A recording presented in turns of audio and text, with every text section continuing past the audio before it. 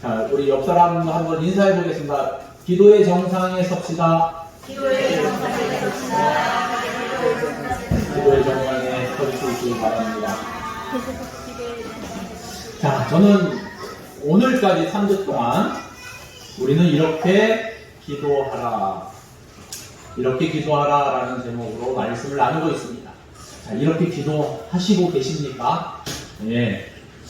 예수님의 제자인 우리들에게 바르게 기도하는 법을 가르쳐 주시기 위해서 하나의 모범적인 기도문을 우리에게 주신 것이 바로 주기도문입니다.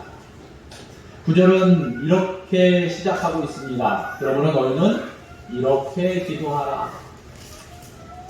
예수님이 이렇게 말씀하셨다고 해서 우리가 다른 기도를 해서는 안 되고 그저 주기도문만 계속해서 아무런 의미 없이 기계적으로나 형식적으로 암송을 한다면 그것은 예수님 당시 서기관이나 바리새인들처럼 잘못된 영향을 받아서 중언부언하는 기도와 전혀 다를 바가 없을 것입니다.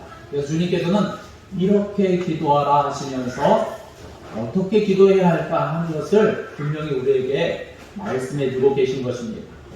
예수님이 우리에게 말씀하신 뜻은 바로 예수님이 이 주기도를 통해서 우리에게 가르쳐 주신 기도의 원리에 따라서 하나님 앞에 기도하라는 것입니다.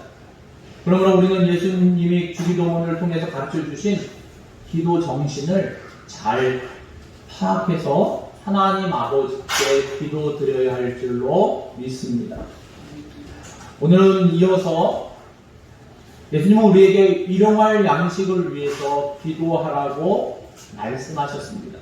11절 말씀에 오늘날 우리에게 일용할 양식을 주옵시고, 그런데 넘어가서 이렇게 보니까 같은 6장에 있는 말씀인데요, 25절 말씀 보니까 그러므로 내가 너희에게 이르노니 목숨을 위하여 무엇을 먹을까 무엇을 마실까 몸을 위하여 무엇을 입을까 염려하지 말라 말씀하고 있습니다.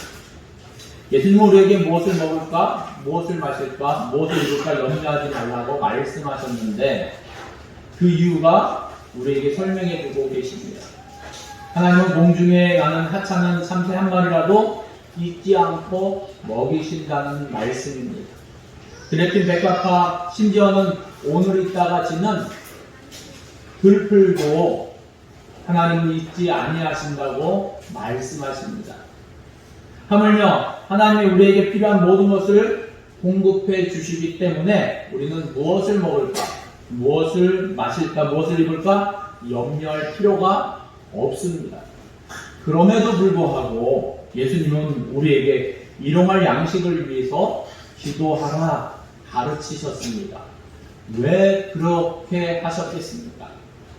우리에게 일용할 양식을 주시는 분은 하나님이신데 이 사실을 깨닫고 늘 하나님의 은혜에 잊지 말고 감사하라는 말씀입니다. 더불어 모든 것을 우리에게 주시는 분이 하나님이신 줄 알고 우리의 힘으로 무엇인가 이루고자 하지 말고 전능하신 하나님 아버지께 전적으로 의지하라고 말씀해 주시는 것입니다. 만에 하나라도 우리가 수고해서 우리의 힘으로 무엇을 얻었다고 생각하지 말라는 뜻입니다. 예수님의 비유 가운데 나오는 어리석은 부자가 그러한 잘못된 생각을 했었습니다.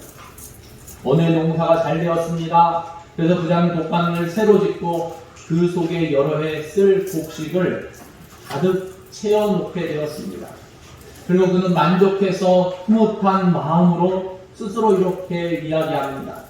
내 영혼아 수고했노라. 이제 여러 해 쓸 곡식들을 많이 쌓아 놓았으니까 이제는 먹고 마시면서 편안히 즐기면서 쉬자. 어리석은 부자는 자기가 수고해서 자기 힘으로 그 모든 것을 얻었다고 생각했습니다. 그러나 누가 그에게 일할 수 있는 건강을 주셨습니까? 농사짓기에 적합한 담비와 햇빛을 주신 분은 누구십니까? 아니, 그의 심장이 멈추지 않고 계속 작동할 수 있도록 은혜를 베풀어 주신 분은 누구입니까? 바로 하나님이십니다. 그런데 어리석은 부자는 하나님의 은혜를 망각하고 있었습니다. 그는 그저 자기가 잘나서 그렇게 되었다고 생각하고 있었던 것입니다. 하나님은 어리석은 부자를 향하여 이렇게 말씀하십니다.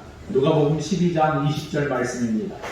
어리석은 자여 오늘 밤에 내 영혼을 도로 찾으리니 그러면 내 예비한 것이 네 것이 되겠느냐 하셨으니.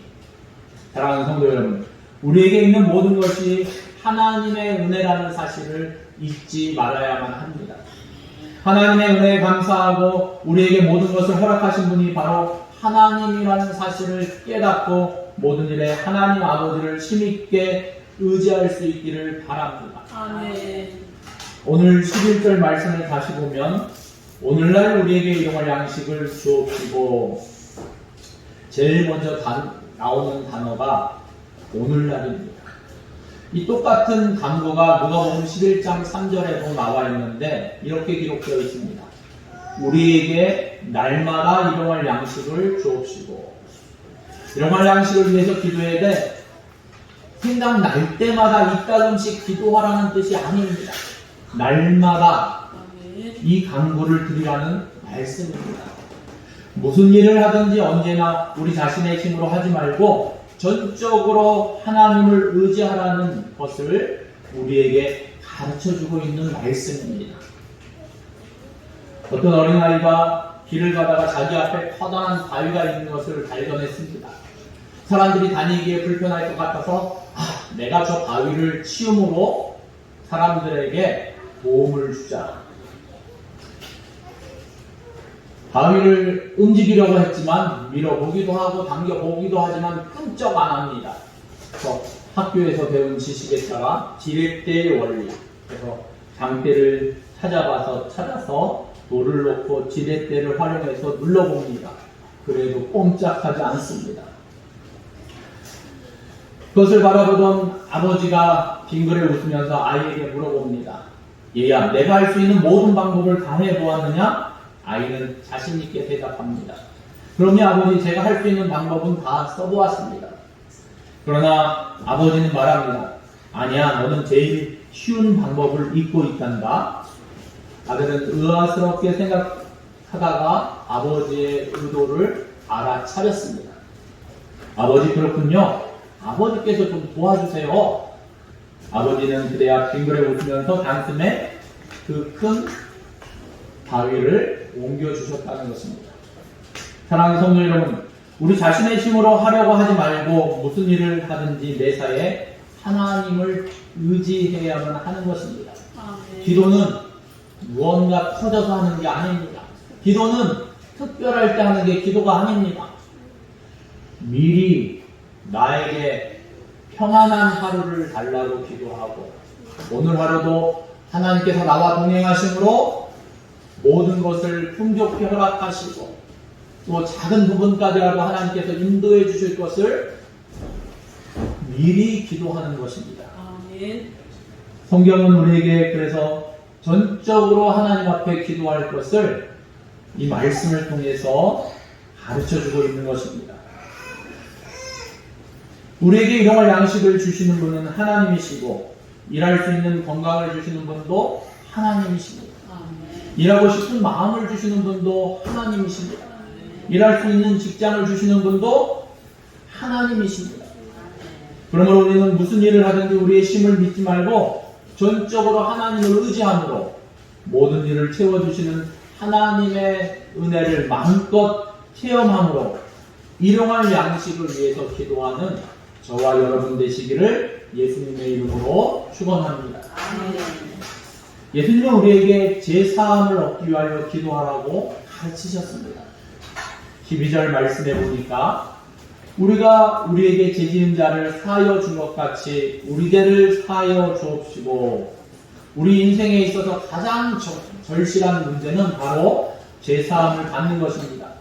제사함을 받지 못하면 거룩하신 하나님 앞에 우리가 설 수 없기 때문입니다. 제사함을 받아야만 우리가 하나님 나라에 들어갈 수 있기 때문입니다. 그리고 이 땅에서 제사함을 받아야만 우리 마음이 어떻습니까? 평안을 얻을 수 있습니다. 기쁨을 가질 수 있습니다.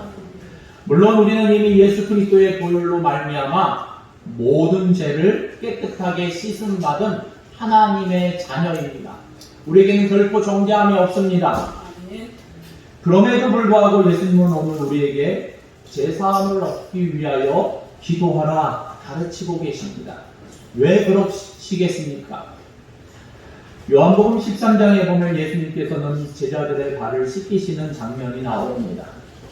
대야에 물을 떠서 제자들의 발을 씻겨주고 계십니다. 이에 베드로의 발을 씻을 차례가 왔습니다. 베드로는 너무나 송구스럽기 때문에 예수님께 이렇게 말씀드립니다. 주여, 제 발을 씻기려 하나이까 절대로 제 발을 씻기지 못하시리이다. 그 말을 들으신 예수님은 베드로에게 이렇게 말씀하셨습니다. 베드로야, 내가 너를 씻기지 아니하면 내가 나와 상관이 없느니라. 그 말을 들은 베드로는 깜짝 놀랐습니다. 그는 얼른 자기의 말을 고쳤습니다. 주여, 만일 그러하시다면 내 발뿐만 아니라 내 손과 머리도 함께 씻겨 주시옵소서. 그때 예수님은 우리가 잘 아는 그 말씀을 하셨습니다. 이미 목욕한 자는 발밖에 씻을 필요가 없느니라. 온몸이 깨끗하여 졌느니라. 그렇습니다. 우리는 예수 그리스도께서 십자가에 흘리신 보혈로 이미 목욕한 자들입니다. 아멘. 온몸이 깨끗해졌습니다. 아멘.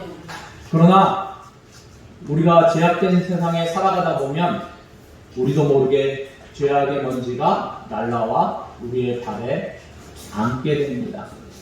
그럴 때 우리는 예수님께 나아가서 더러워진 우리 발을 내밀어야 하는 것입니다. 아멘. 우리의 발을 예수님께 내밀어야 예수님이 씻겨주시지 내밀지도 않았는데 어떻게 예수님이 우리의 발을 씻겨주실 수 있으시겠습니까? 그렇습니다. 제사함을 얻기 위하여 우리가 간구한다는 것은 이미 우리가 목욕을 해서 깨끗해졌지만 더러워진 우리 발을 씻음받기 위해서 예수님께 우리 발을 내미는 것과 마찬가지입니다. 그런데 제사함을 얻기 위해 간구에는 하나의 단서가 붙어 있습니다. 우리가 우리에게 죄지은 자를 사하여 준 것 같이. 이것이 바로 우리가 예수님 당시의 서기관이나 바리새인들과 다른 점입니다. 마태복음 5장 43절에 보면 또 내 이웃을 사랑하고 내 원수를 미워하라 하였다는 것을 너희가 들었으나 나는 너희에게 이르노니 너희 원수를 사랑하며 너희를 핍박한 자를 위하여 기도하라. 예수님께서 말씀하셨습니다. 당시 서기관과 바리새인들은 이웃만 사랑했습니다. 원수는 당연히 미워했습니다. 그들은 결코 원수를 용서하지 않았던 것입니다. 그러나 예수님의 제자인 우리는 이웃만 사랑하는 것이 아니고 원수까지 사랑해야만 합니다. 용서해 줍니다. 축복하며 기도합니다. 이것이 바로 예수님의 제자인 우리가 서기관과 바리새인들과 다른 점입니다. 그런데 우리가 우리에게 죄 지은 자를 용서하지 않는다면 어떻게 되겠습니까? 우리가 말로는 예수 그리스도의 제자라고 하면서 실제로 서기관과 바리새인들의 제자처럼 살고 있는 것입니다. 물론 우리가 우리에게 죄 지은 자를 용서하지 않는다고 해서 하나님과의 관계가 완전히 단절되는 것은 아닙니다. 단지 하나님과의 관계가 서먹서먹해질 뿐입니다. 여러분, 우리 자녀들이 부모인 우리의 말을 제대로 듣지 않고 자기 멋대로 행동한다고 해서 우리가 가족 관계 증명서에서 빼버릴 수 있습니까? 예, 없습니다. 한번 자녀가 되면은 실컷 불컨 부모와 자녀의 관계입니다. 그러나 우리 자녀가 계속해서 잘못된 길로 나아가며 칭찬 대신 꾸중을 하게 됩니다. 그리고 때로는 벌을 주기도 하고 때로는 용돈도 깎기도 하고 생략하기도 하고 경우에 따라서는 사랑하니까 징계의 채찍을 매를 들 때도 있습니다. 마찬가지입니다. 우리가 하나님의 말씀에 불순종하고 형제를 용서하지 않으면 하나님은 우리를 기뻐하지 않으신다는 것입니다. 심하게 되면 우리의 버릇을 고치기 위해서 하나님은 우리 가운데 징계를 허락하실 수도 있습니다. 우리가 하나님의 자녀로서 하나님의 사랑과 축복을 받는 대상이 되어야 하지 하나님의 징계를 받아야 하는 대상이 되면 안 될 것입니다. 우리가 용서함을 받기를 바란다면 우리도 다른 사람을 용서해 주는 것이 당연합니다. 우리는 용서함을 받기를 바라면서 다른 사람을 용서해 주는데 인색하다면 그것은 분명히 잘못된 것입니다. 이 시간 성령께서 우리를 도와주셔서 행여 형제를 향하여 마음 가운데 미움의 쓴뿌리를 아직도 그대로 간직하고 있다면 다 떨쳐버릴 수 있는 그 은혜 우리 모두에게 있기를 예수님의 이름으로 축원합니다. 아멘. 예수님께서 우리에게 승리의 삶을 살기 위해서 기도하라 가르치셨습니다. 13절 상반절에 보니까 우리를 시험에 들게 하지 마옵시고 다만 악에서 도와옵소서. 예수님이 우리에게 가르쳐 주신 기도는 참 간결합니다. 그럼에도 불구하고 그 내용이 시간적으로 일용할 양식을 위한 강구는 현재적인 강구입니다. 매일매일 삶에 필요한 양식을 위해 강구하고 있기 때문입니다. 제사함을 얻기 위한 강구는 과거적인 강구입니다. 이미 과거에 지은 죄를 사함받기 위해서 강구하고 있기 때문입니다. 마지막 6번째 강구는 천국에 가는 그 순간까지 흥미로운 삶을 살기 위해서 하는 미래적인 강구입니다. 이 짤막한 기도 속에 현재, 과거, 미래가 다 총망라되어 있어서 하나님 앞에 강구한 것입니다. 그러니까 그 내용이 어떻게 보면 우리가 생각하는 것보다 더 넓은 의미를 가지고 있습니다. 우리는 너무나 연약합니다. 그러나 세상은 참으로 악합니다. 성경에 기록된 대로 마귀는 우는 사자와 같이 삼킬 자를 찾아 오늘도 지금도 헤매고 있습니다.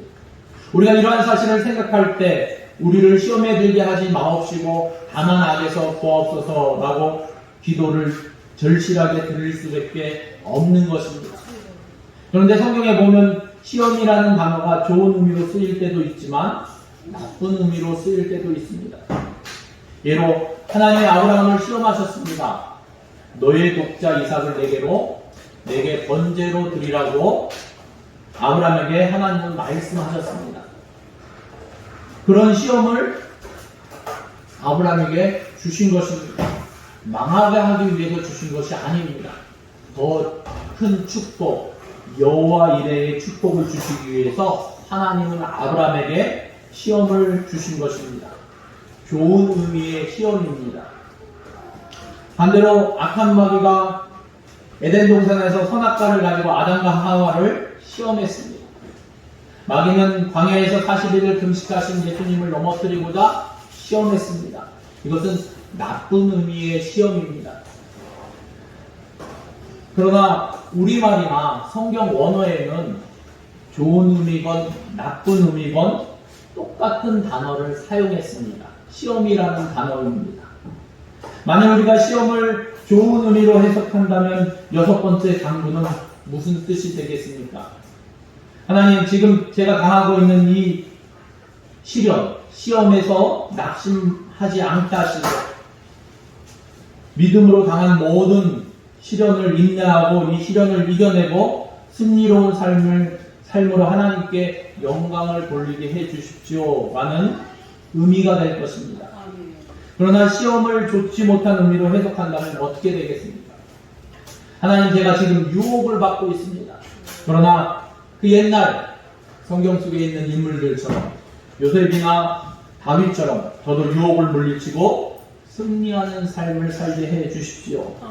하나님 아버지를 기쁘시게 해드리고 영어롭게 할 수 있도록 저를 인도해 주십시오 라는 의미의 기도가 될 것입니다. 한 가지 분명한 사실은 시험이 좋은 의미로 사용되었던 간에 나쁜 의미로 사용되었던 간에 결과는 같다는 것입니다. 아무리 좋은 의미의 시험이라 할지라도 우리가 그 시험에 빠져버리면 그것은 우리에게 악이 될 수밖에 없습니다.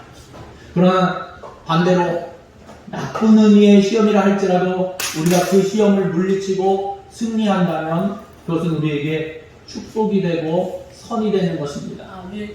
사랑하는 성도 여러분, 하나님은 이미 우리의 모든 죄를 깨끗하게 씻어주시고 용서해 주셨습니다. 그러나 우리가 하나님의 사랑과 은혜를 헛되게 남용해서는 안 될 것입니다. 하나님이 우리를 깨끗하게 해주셨으면 그 깨끗함을 우리가 주님 앞에 서는 그날까지 우리도 힘쓰고 노력해야 할 것이기 때문입니다. 우리가 입으로는 우리를 시험에 들게 하지 마옵시고 다만 악에서 구하소서라고 간구하면서 시험에 들 자리를 찾아갔고 시험에 들 일을 한다면 우리의 기도가 무슨 의미가 있겠습니까? 야고보 장로는 행함이 없는 믿음은 죽은 믿음이라고 우리에게 증거했습니다.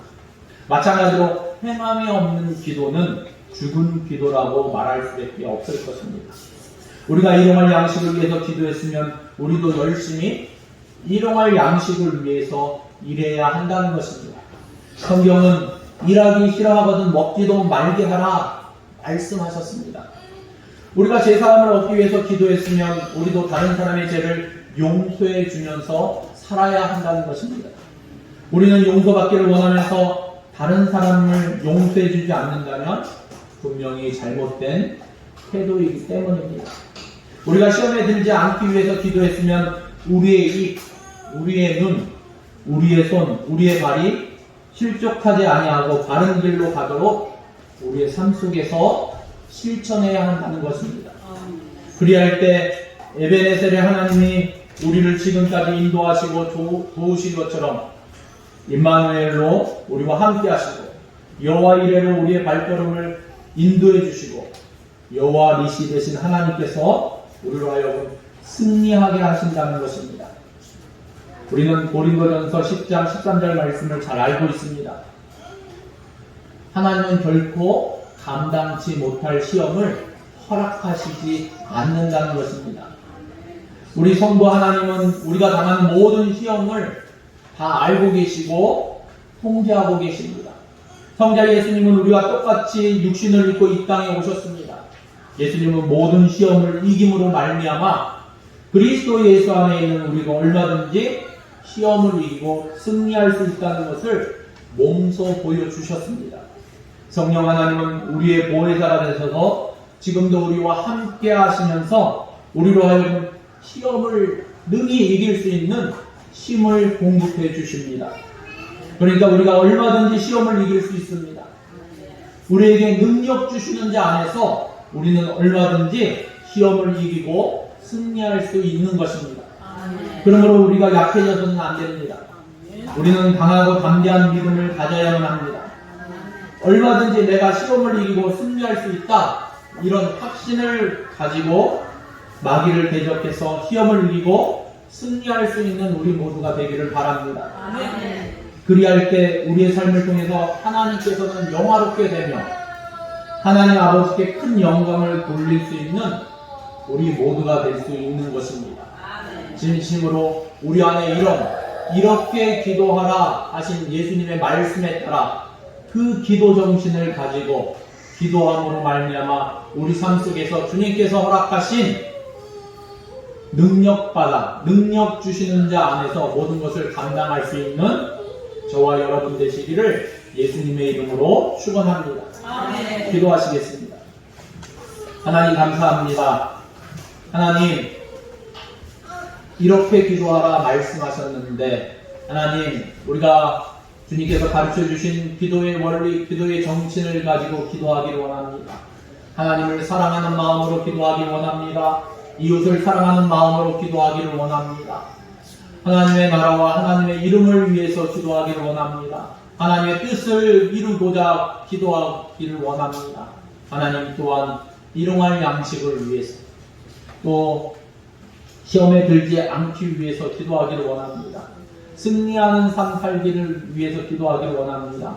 하나님 진실로 능력 주시는 자 안에서 우리가 이렇게 기도함으로 승리하게 하시고 하나님 앞에 영광 돌리며 하나님을 영화롭게 할 수 있는 우리 대명교회 모든 성도들 될 수 있도록 하나님 권능의 발로 붙잡아 주시옵고 성령 충만함으로 함께하여 주시옵소서. 아멘. 모든 것을 주님께 의뢰드리며 예수 그리스도의 이름으로 기도드립니다. 아멘. 아멘.